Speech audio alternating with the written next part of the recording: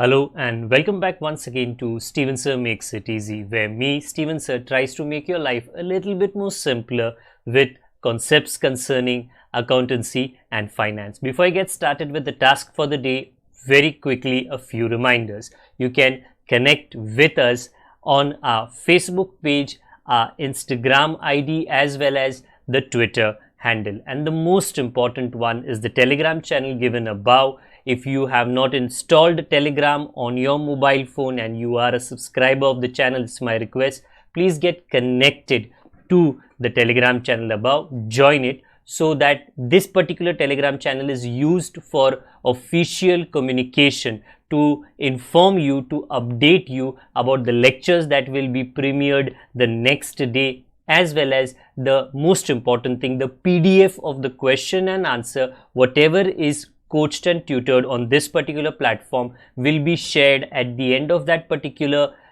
chapter, so that you can download it and use it for your future reference basis.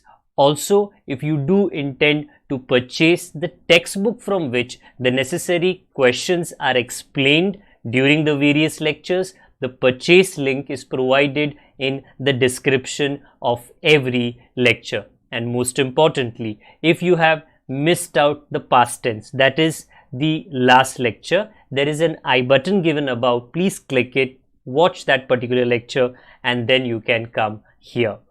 Very importantly, at the end is, if you have not subscribed to our YouTube channel, please do make that a task for the day and subscribe to our channel, and together with that also press the bell icon so that Mr. YouTube notifies you about lectures which are uploaded on this particular platform. That's as far as the reminders are concerned. Let me get started with today's lecture. Hello and welcome back to Steven sir makes it easy. आप सभी का यहाँ पर स्वागत है। तो आज काम क्या है? ऑब्वियसली मेरे तरफ से पढ़ाई, आपकी तरफ से पढ़ना। हाँ, तो डिसोल्यूशन का चैप्टर जो मेरे ऊपर है, ये हम एक लेक्चर, एक प्रैक्टिकल प्रॉब्लम आगे लेकर जाएंगे। अगेन, हमेशा जब भी आपको जानना है कि सर कौन सा प्रॉब्लम आप सॉल्व कर रहे हो, आप कौन से पेज से सॉल्व कर रहे हो, तो सीधी सी बात है, आपको हमेशा जो टाइटल है ये लेक्चर का उसमें देख लेना है। वहाँ पे काफ़ी सरल शब्दों में उसका वर्णन, डिस्क्रिप्शन किया जाता है। ओके, आज हमारे प्रॉब्लम में प्रॉब्लम जो है वो अकाउंटेंसी का कम है, मैथमेटिक्स का ज़्यादा है। Plus minus multiply divide percentage, मतलब कैलकुलेशन पे आपको ज़्यादा ध्यान रखना है। पहले ये सम पढ़ लेता हूँ, आप भी मेरे साथ पढ़ लीजिए। उसके बाद मैं आपको आइडिया दे देता हूँ कि आपको किस किस चीज़ों की तैयारी करके रख लेनी है। नेरले एंड पाटिल, वह तो Nerle is one partner and Patil is the second partner. वह partners sharing profit and losses 3:1। दो ही पार्टनर्स है, तो मतलब थोड़ा तो हमारा काम कम हो गया। They decided to dissolve the partnership on 31 March 2020। तो पता नहीं क्यों उन्होंने डिसाइड किया कि आगे से ये बिजनेस नहीं जाएगा। उस दिन पर उनकी बैलेंस शीट कुछ इस तरह थी। दोनों के कैपिटल है जो कैपिटल अकाउंट में चले जाएंगे। Profit and loss account very important, क्या है, या तो प्रॉफिट या तो लॉस। किसका? पार्टनर्स का। तो पार्टनर्स में डिस्ट्रीब्यूट कर लो। बट वेरी इंपॉर्टेंट, कौन से तरफ? देखो, लाइबिलिटी में है, लाइबिलिटी में है तो क्रेडिट में जाएगा, और अगर एसेट में आता तो डेबिट में जाता। ये जो प्रॉफिट एंड लॉस आप मेरे पीछे देख रहे हो लाइबिलिटी में, ये प्रॉफिट है। अगर आप पूछो कैसे पता चला सर, लिखा तो प्रॉफिट एंड लॉस है, क्योंकि ये लाइबिलिटी मतलब क्रेडिट में लिखा है। लाइबिलिटीज क्रेडिट होते हैं ना, credit the income and gains. अगर यही प्रॉफिट एंड लॉस एसेट में आता, जो आया है 2 लेक्चर पहले आया है, तो मैंने तब कहा था कि वो लॉस है। तो ये प्रॉफिट एंड लॉस पार्टनर्स में डिस्ट्रीब्यूट हो जाएगा। फिर आता है क्रेडिटर, रियलाइजेशन के क्रेडिट में जाएगा। बिल्डिंग से लेकर, मशीनरी से लेकर, स्टॉक से लेकर डेटर, सारा जो रियलाइजेशन डेबिट है वहाँ पर जाएगा। ये आपको जितना दिखता है एसेट लाइबिलिटी, प्लीज़ याद रखिए ये क्या है, ये है बुक वैल्यू, दुकान का वैल्यू। दुकान के बाहर जो बाजार होता है, मार्केट वैल्यू, वो अलग होता है। ये मैं दोबारा रिपीट कर रहा हूँ, क्योंकि आज के प्रॉब्लम में जब मैंने कहा कि plus minus multiply divide percentage ये ज़्यादा आपको करना है, तो ये आपको बुक वैल्यू क्या होता है और मार्केट वैल्यू क्या होता है ये समझ के करना है। मार्केट वैल्यू मतलब वो प्राइस जो एक कस्टमर राजी खुशी देने के लिए मंजूर है। लिखा रहेगा कि ये मोबाइल, ये गाड़ी, ये प्रोडक्ट इतने प्राइस का है, पर वो तो डिस्प्ले प्राइस है, डिस्प्ले प्राइस। कस्टमर जो मैं और आप हो, जब भी हम दुकान जाते हैं अपनी तरफ से हम पूरी कोशिश करते हैं क्या कि भैया, भाई साहब, कि कितना आप मुझको कम से कम प्राइस में दोगे, तो वो होता है देने का भाव। देने का भाव बताओ ना। हाँ, तो वो एक ऐसा प्राइस है जहाँ पर दुकानदार और कस्टमर दोनों हैप्पी है। तो जस्ट वो ध्यान रखना। फिर कैश एट बैंक है, तो बैंक अकाउंट में हम इसको ट्रांसफर करेंगे, bank account. The firm was dissolved on the about date, दुकान बंद हो गई। नेरले टुक ओवर, लिया 50% ऑफ द मशीनरी। रिमेंबर, पूरा मशीनरी नहीं, 50% एट अ डिस्काउंट ऑफ 10%। तो 50% आ गया, 10% आ गया, कैलकुलेशन। एंड 1/4 स्टॉक, फ्रैक्शन आ गया, eight a discount of 20%। 50%, 10%, 1/4, 20% maths, calculation पे ध्यान रखना। I will be giving you all the calculations, बड़े ईमानदारी से कॉपी कर लेना। Patil took over building at 70,000, simple, and debtors worth 20,000 at 16,000, 20,000 के डेटर पर सस्ते में 16,000 में। तो ये जो एट होता है ना, ये बहुत इंपॉर्टेंट है कि कितने के लिए आपने लिया, कितने का था वो इंपॉर्टेंट नहीं है। ही ऑल्सो अग्रीड टू पे creditors eight a discount of 5%। तो पाटिल अगेन बड़ा दिलदार आदमी है, वो बोलता है एसेट तो दो, लाइबिलिटी जो क्रेडिटर है मैं मेरी जेब से देता हूं, बट 5%। तो 5%, 50%, 10%, 20%, ये क्वेश्चन भरा हुआ है परसेंटेजेस से। Balance of machinery was sold at a नुकसान, loss of 4,000। Balance of stock was sold at 10% profit, एक और percentage. And debtors realise, realise का मतलब sold at 95%. You are required to prepare realization, partners capital and bank account. Journal की कोई ज़रूरत नहीं है। जो एडजस्टमेंट है प्रॉब्लम में 1, 2, 3, 4, वो थोड़े तिगड़म एडजस्टमेंट है, बट उसके ऊपर जो बैलेंस शीट है वो नॉर्मल बैलेंस शीट है, उसमें कोई बड़ा तकलीफ हमको नहीं होगा। तो फिर आप रेडी रख लो, नेरले पाटिल 3:1। कोई पार्टनर का लोन नहीं है तो वो लिखने की ज़रूरत नहीं है। आप हो सकेगा तो डायग्राम बना लेना, एंड लेटर ऑन ये जो मेरे पीछे ब्लैंक बोर्ड है वहाँ पर पूरा वर्किंग में करूँगा, प्लीज़ कॉपी कर लेना, हर एडजस्टमेंट का वर्किंग करेंगे। सबसे पहले कैपिटल लिख लेते हैं, ठीक मेरे पीछे, by balance brought down 1,14,000, 50,000। Simple है। आप अभी के लिए सोल्यूशन देख लीजिए, मेरा एक्सप्लेनेशन सुन लीजिए, बाद में आप खुद से ये प्रैक्टिस कीजिए। इसके बाद प्रॉफिट एंड लॉस था, वो भी पार्टनर का ही है। तो ये आया प्रॉफिट एंड लॉस 3:1, 3/4, 1/4। तो जब उसको डिस्ट्रीब्यूट किया 3/4, 1/4, नेरले का 6,000 एंड पाटिल का 2,000। आई होप वो मतलब विजिबल है, इवन तो मैं थोड़ा जिम्नास्टिक कर रहा हूँ पर वो विजिबल है। फिर क्रेडिटर वहाँ पे दूर, रियलाइजेशन में 32,000। आउटर कॉलम में क्यों है? क्योंकि बिल पेबल, बैंक लोन, क्या कहते हैं, आरडीडी कुछ है ही नहीं, तो मतलब सीधा मैंने बाहर डाल दिया। फिर मुझे याद है 4 एसेट है, building 60,000, machinery 50,000, stock 30,000 and sundry debtor 44,000, total बाहर 1,84,000। तो आप प्लीज समझ लीजिए कि एसेट कहाँ पे लिखे हैं और एकदम मेरे ऊपर बैंक का बैलेंस 20,000। स्टेप 1 क्या, बैलेंस शीट रफा दफा कर लिया। एडजस्टमेंट सॉल्व करो। सबसे पहला एडजस्टमेंट लिखा क्या है, Nerle took over 50% of machinery at a discount of 20%। तो उतना पार्ट आप अभी पढ़ो और याद रखो। नेरले ने जो फर्स्ट पार्टनर है, let me give you a working note, एक calculation, assets taken over by Nerle. पहला उसने बोला मेरे को मशीनरी दो, पर 50%, 10%, तो ये बखेड़ा क्या है।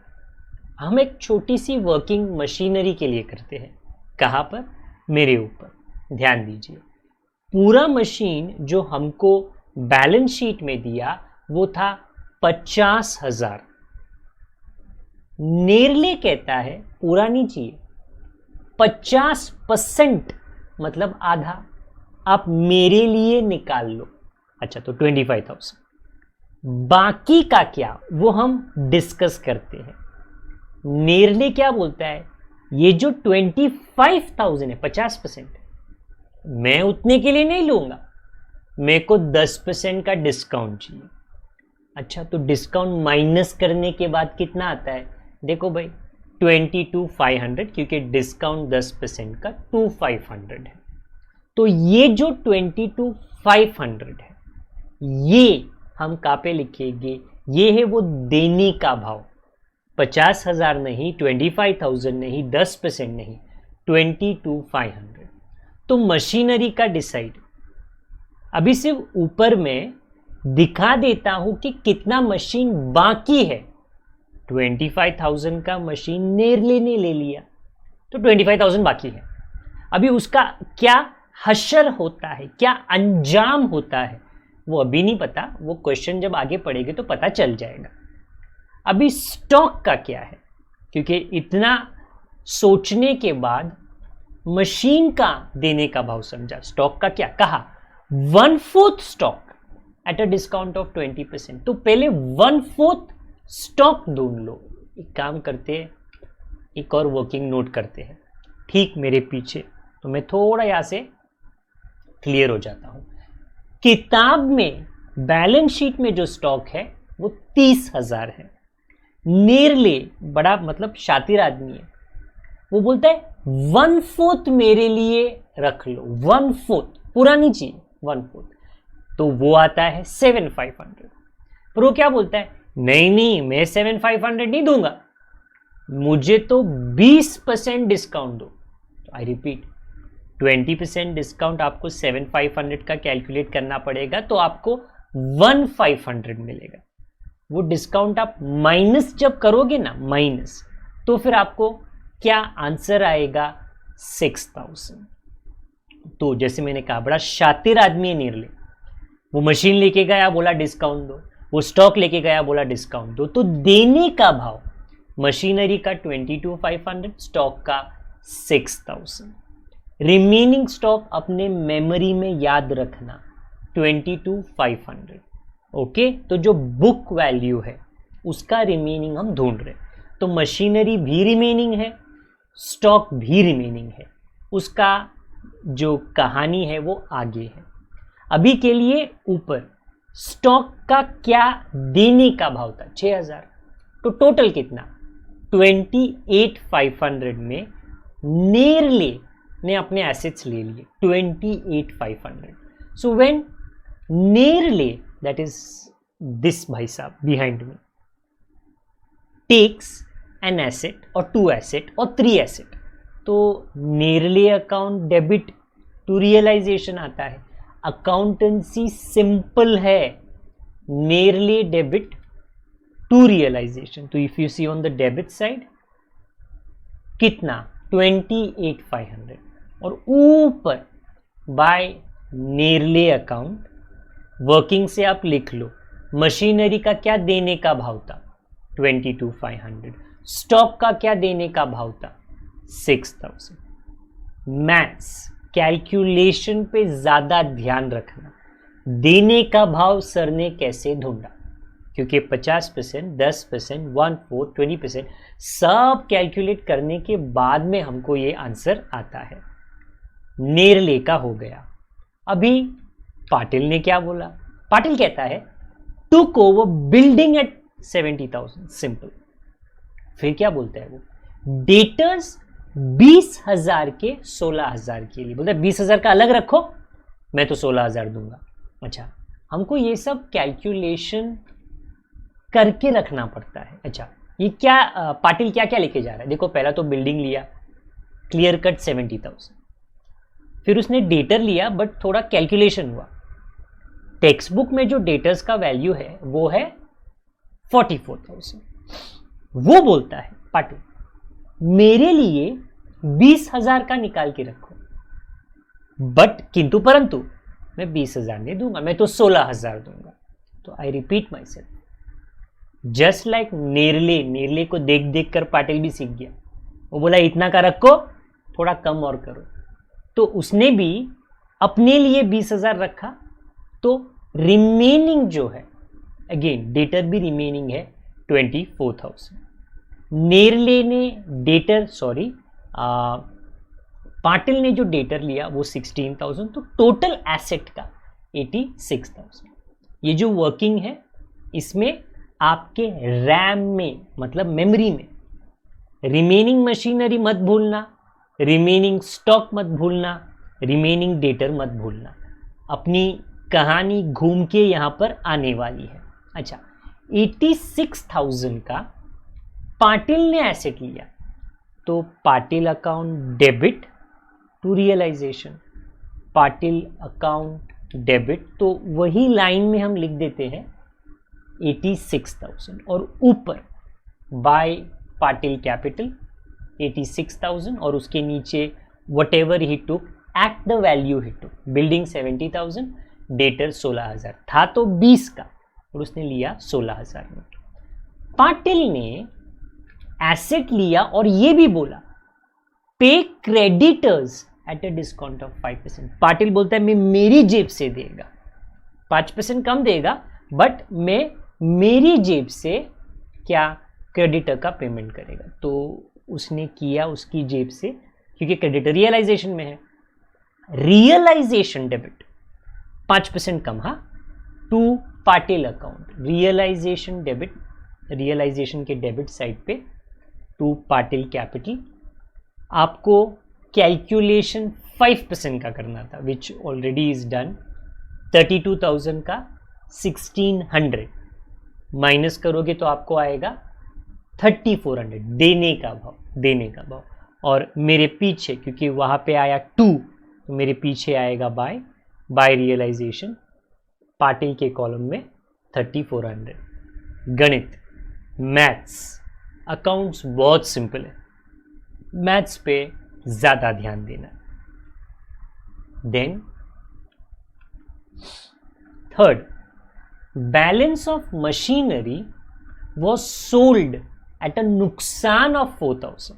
एक मिनट, मतलब ऊपर देख 25,000 का मशीनरी बाकी है, उन लोगों ने बोला बेच दिया, बट कितने पे, 4,000 का नुकसान। अच्छा, मतलब 25 तो मिला नहीं रहेगा, 4,000 कम ही मिला रहेगा, हाँ रे 21,000।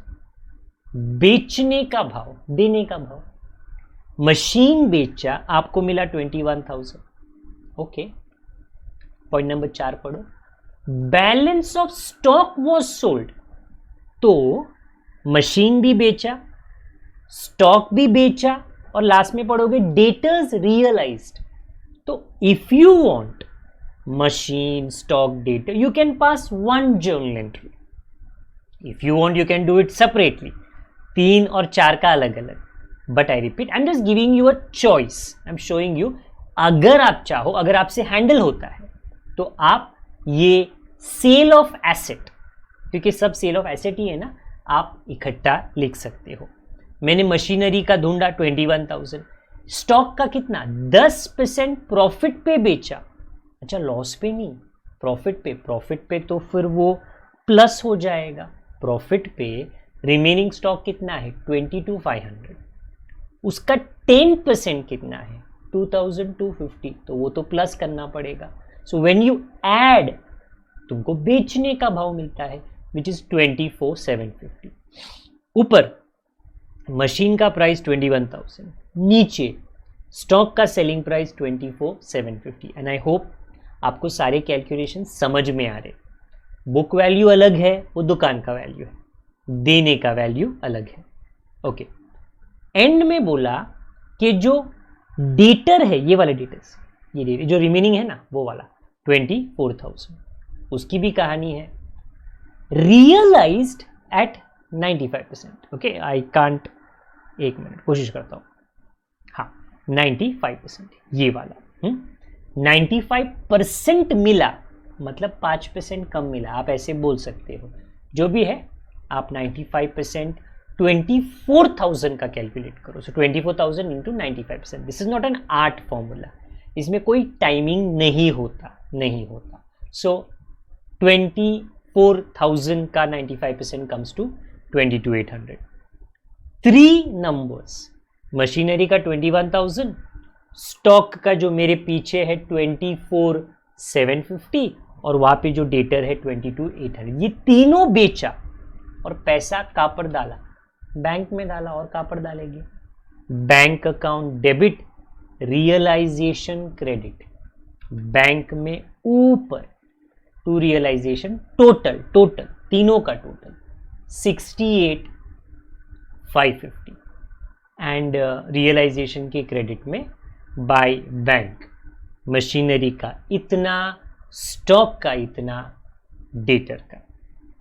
सो whenever you write all of this, then you will see point 1 2 3 4 सब तो खत्म हो गए। तो टैली करे यस, सिर्फ कंफर्म कर क्या तूने सब लाइबिलिटीज का पेमेंट किया। ऊपर एक ही है क्रेडिटर, उसका तो वो पाटिल ने पेमेंट कर लिया, तो जी बढ़िया है, टोटल कर सकते हैं। रियलाइजेशन का डेबिट का टोटल 2,14,400, क्रेडिट में 2,15,000, 50 रुपया। तो बेसिकली क्रेडिट ज्यादा है तो इनकम ज्यादा है, तो आपको प्रॉफिट आने वाला है ये सम के अंदर। अच्छा कितना 650, 2 पार्टनर्स है, दोनों में डिस्ट्रीब्यूट कर लेना।